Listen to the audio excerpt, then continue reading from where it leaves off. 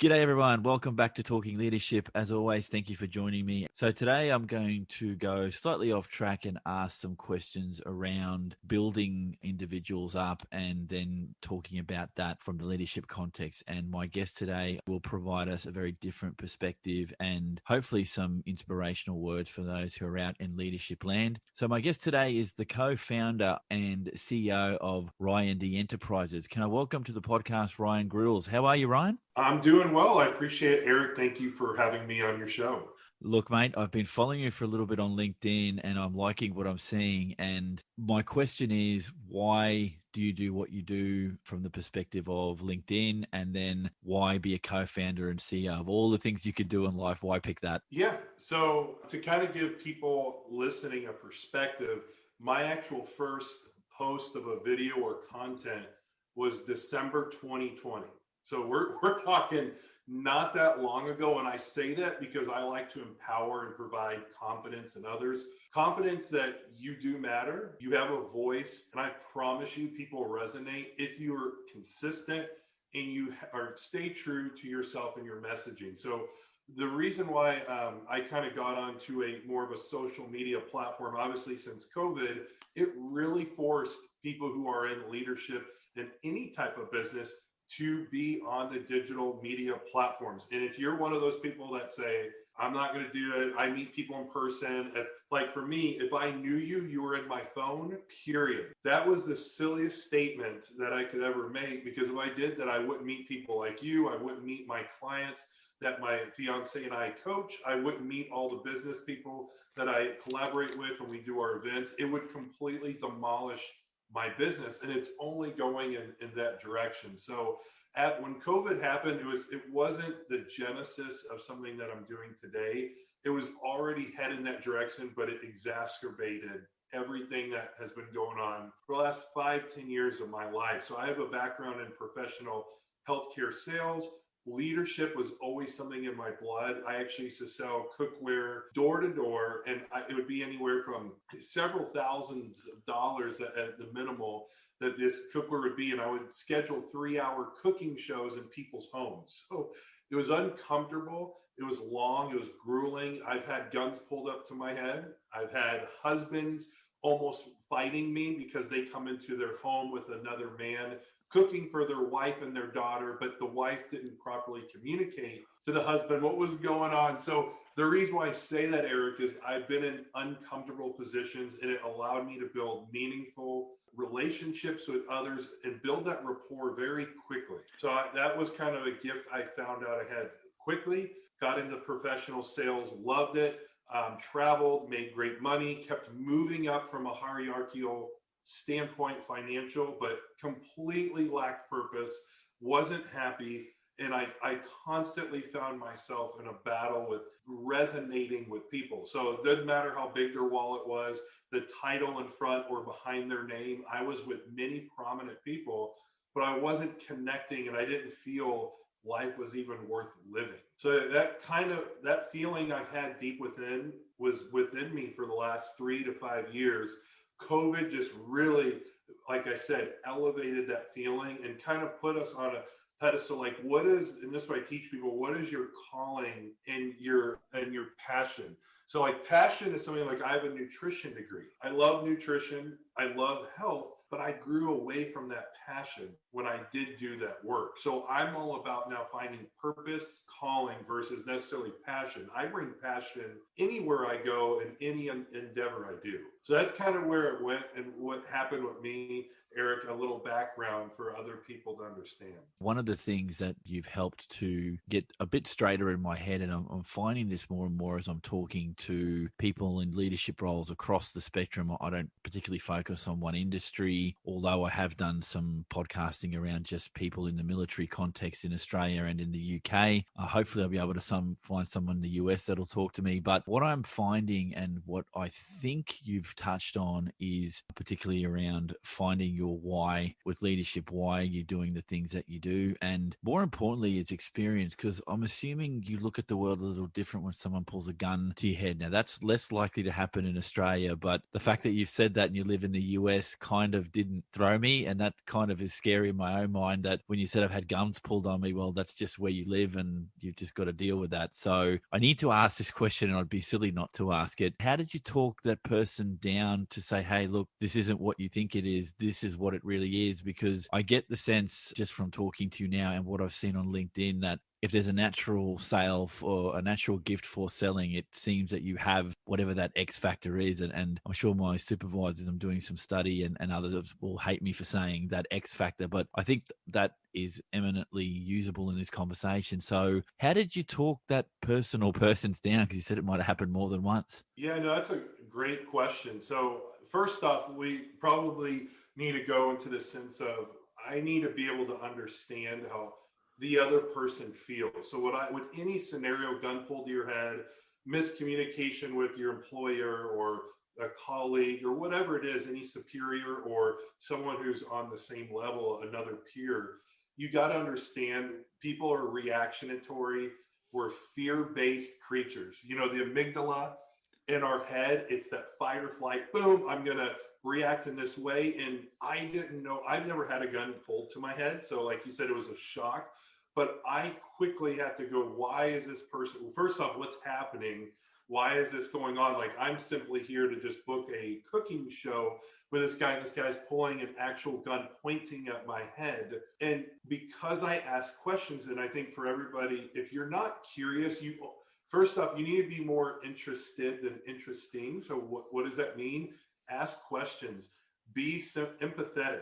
You need to be able to understand there might probably be something going on in that person's life. And I did. So I asked the question, Eric, like, oh, did I offend? Like, I'm just here. Like, did I offend you? Why'd you answer the door? And his house was literally broken into about an hour or less before I went by his house. And the police were on the way. So he was in a state of, obviously fight or flight. His house got robbed into. So he was on edge. But I quickly, through asking questions, through putting that empathy and showing him like, hey, I'm here not to disturb. I just wanted to understand. And I never got to book a meeting with him, but he put the gun down. He apologized. We went on our merry way. But it's something that it takes time to really exercise that muscle, because when someone does something like that to you, we get defensive. And I have to quickly, and I'm still perfecting this skill or this craft. It takes time to do that. But the more aware, more conscious I am of how I react. I mean, we all could probably name a funny time in our past where we made a bad decision. It's probably based on emotion or feeling. And I guarantee you that's every mistake that I've made in my life had an emotional or feeling attached to it that didn't really play out in the best favor. If you can meet somewhere in the middle and be empathetic and try and work out what's happening with the other as opposed to how you're feeling, it can diffuse most situations. And that's what I think you've just imparted there. Now, outside of the terrifying situation of having a gun pulled on your head, it seems that you've met with a lot of leaders. You're out there using your words, honing your craft in that space. If I asked you the question, not just amongst the leaders you know personally, but just leadership in general, do you think empathy is something that's missing in the DNA of leaders that you've come across? Yeah, the ones that I would say with most of us, I think by default, empathy is not something that probably sits in our forefront of our mind or something that we exercise as a priority. Why? We're people, like, we go back, we like to take care of us. We like to protect what we have, where we're going, what we're about. And when we do that, it tends to come off as non-empathetic, more selfish, more self-oriented. And I think it takes time, and it takes, through all the podcasting, through all the things, more education that you hear more and more organizations doing. Empathy is a really big topic, because especially mental health being this month, mental health awareness is a huge thing.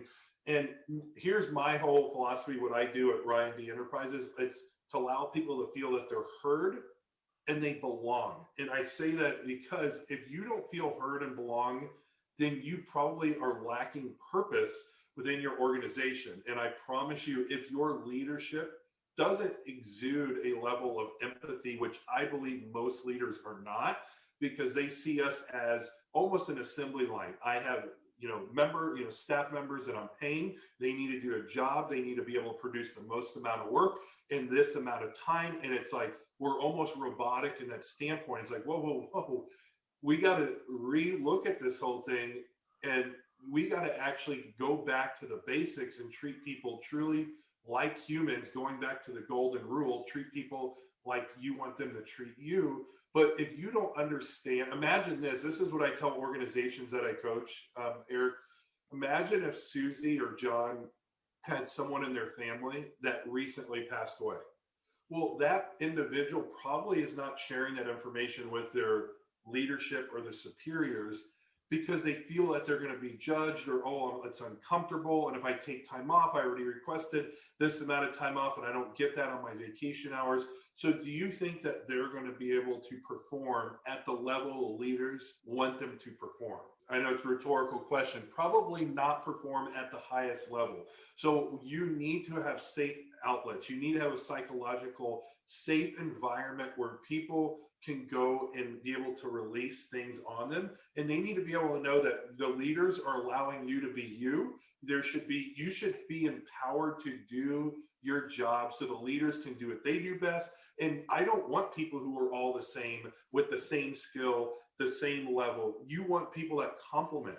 And that's what I think leadership lacks today, 1000%. They all need to go through some educational schooling system and rework that system, because I think it's an old 1980s or before system, almost like I said, assembly line, industrial age type thinking. If we can get more people doing more work in this time, we're going to put out more of a profit, and our shareholders are going to be happier with us. And that couldn't be further from the truth. And we're seeing this decline in production and mental health, especially in that medium or that vertical. I would agree with all of that. I think there's a changing landscape and what the expectations are of leaders. I'm trying to get these kind of messages out there. And one thing that is resonating with me is that it's one thing to ask someone like yourself and others that I've spoken to about, well, what does good leadership look like? What does it feel like? And that's a nuanced question, and you've hit the nub of it, at least from your perspective. So I appreciate you sharing that. The one thing that I want to do into the future, and I don't see it being done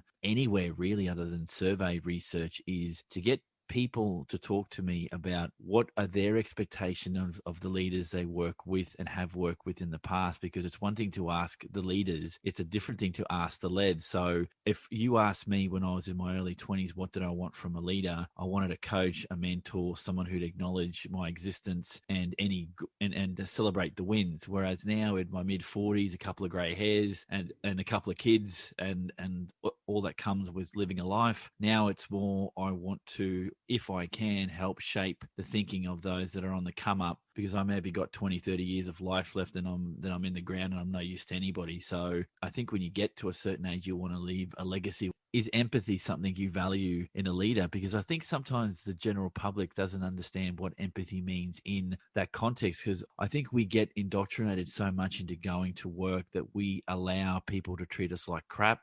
And we just expect that when we go into the world of work. Does that resonate with you, Ryan? Oh, you just hit it on the head, Eric. So at Ry&D Enterprises, we talk about this a lot. One of our pillars in focus points is self-worth and confidence. I truly believe we, first off, we are made by the people we say no to. You go, what do I mean? If you're the yes person out there, and I was one of them, and you're yesing, yes, I'm going to do this, and everybody in your family, your work, your friends are asking things, and you think, man, you keep taking these things on, you keep overwhelming yourself, and then you end up being the person who's upset at the end.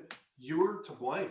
And that goes back to this big, deep, innate feeling in everybody's body. We want to be people-pleasing beings. No one wants to upset others, honestly, even if you're the most type A person. And when someone says, I don't care what others think, I think that's a bunch of BS as well, because innately we all care at some level what others think. Some are very good at filtering it out, and they push forward. They have grit, they have resiliency. They're able to push forward through all the noise. But in general, most people want to make people happy. Why? They don't want conflict. They don't want to piss someone off. They don't want someone to go, well, why aren't you going to do that? And you need to stand in your worthiness, in your confidence, and own, like, these are my boundaries. This is what I need as a human. And I think people don't properly communicate their expectations and the things that they need from their leadership. So I think that's a big thing, Eric, that people are not doing, because it goes in all areas of their life. And they're bringing this lack of confidence into the work environment, where the work environment wants you to be what? Confident, proficient, efficient, boom, all these things that, man, you're not feeling that when you're driving to work or sitting at home. You're not feeling that while you're working. And then when you're done with work, you go home into maybe something that's not a great environment. There's broken households.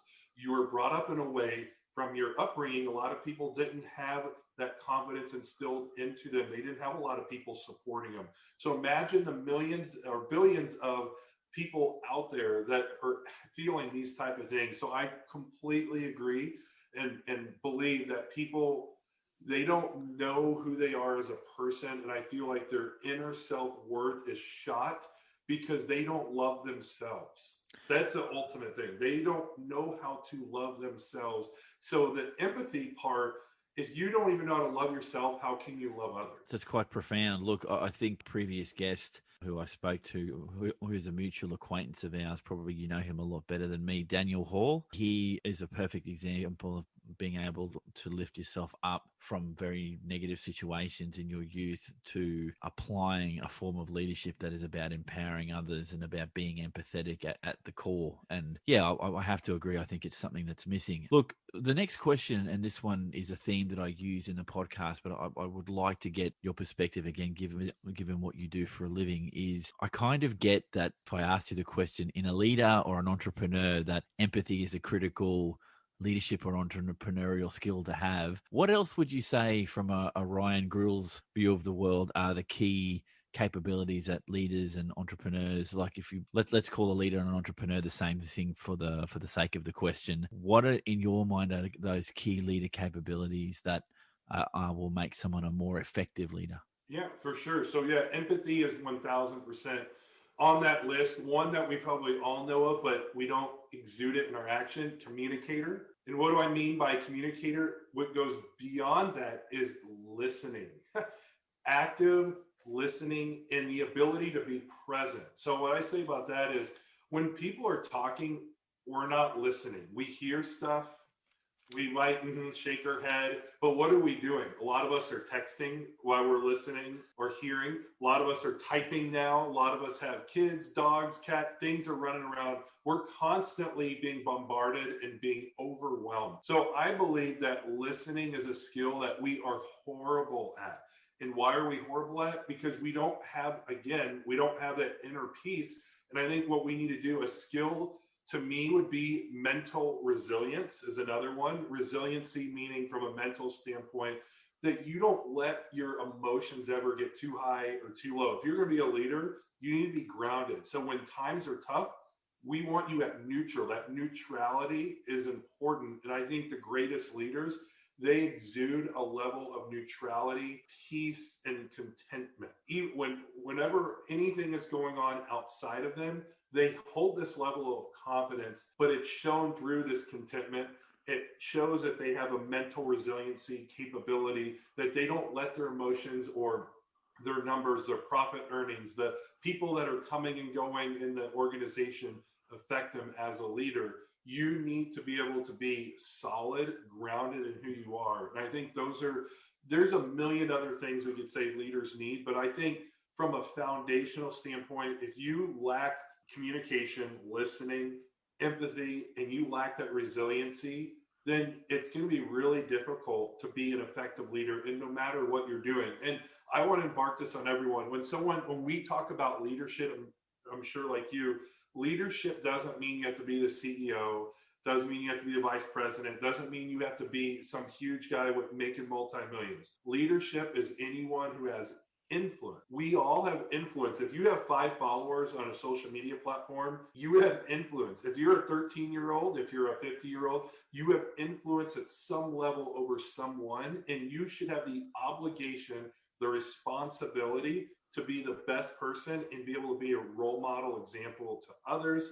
It is a responsibility. So if you're someone that's a teacher, you're someone who is a contractor, a construction worker, you're a businessman or woman, you're any of those people, you are a true leader, and it's your responsibility to be able to show and support others. And through the things we're talking about, empathy, listening, resiliency, those are things that really affect the world, like throwing a rock in the water, having that ripple effect. You've kind of defined what leadership is for you, which is great. And I think in every podcast, people's definition of what leadership is slightly changes. So there's never one universal definition. And last theme for you to comment on, if I can ask you this next question, and I ask this regularly because I'm very interested in what people will have to say about this. And there is no right or wrong answer. So here goes. Do you believe leaders are born or are they made, mate?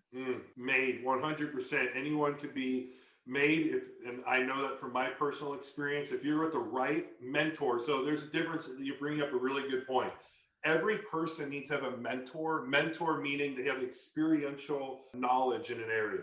A mentor is someone who's been there, done that in the exact field at the level you're wanting to be at. So that is something 100% you need to associate yourself with to level up, to be better. But anyone could be coached. But I'll say, internally, there are some things from the grit factor, from people who exude levels of hard work that go beyond other people, the ability to keep pushing through. There's very few individuals out there in the world that do that. And we see those people who separate themselves from the crowd, bar none. But anyone could go through a mentorship program, have a mentor or a coach, someone who lifts them up and brings the best out of them. I firmly believe that anyone could do it, and that should be a great motivating factor, inspiration. That, hey, no matter your background, and I'm sure you've interviewed tons of people that didn't have the fortunate background of having maybe a full family, a father and mother there, someone who financially struggled. All I would tell those people today that are like, well, you don't know my scenario, you don't know what I brought up with, you don't know what I have today. I would love to tell them, Eric, on my parting words, that what you have today is exactly enough for you to get to where you need to be and where you'll go. One addition to that, I just want to get your perspective on this, and you're a rarity because not everyone says 100% one or the other. I still haven't found someone that said it's 100% born. You've gone 100% made, which is great. One thing I want to add is I interviewed a entrepreneur, a leader, a speaker here in Australia. His name is Mike House, and he, in his podcast with me, kind of threw a curveball in, and I just want to test this one statement to you. He said, it's not only nature and nurture, it's leadership is a choice. And if you're not a lifelong learner, you're not going to be an effective leader. What's your perspective on that, Ryan? I love that perspective. So something that I teach on my daily holistic disciplines for people is you have to be someone who is curious to learn. So every day, if you're not someone who's expanding your knowledge, and what do I mean by that? If you're not, like, example, writing, reading books, you're not literally, example, journaling. That's a practice that expands your conscious capability, the way you process and you release emotion and feeling onto a paper. It puts you at a disadvantage. So if you're a leader and you're not doing that, there's only one way you're going, is down, because every day should be an opportunity to learn.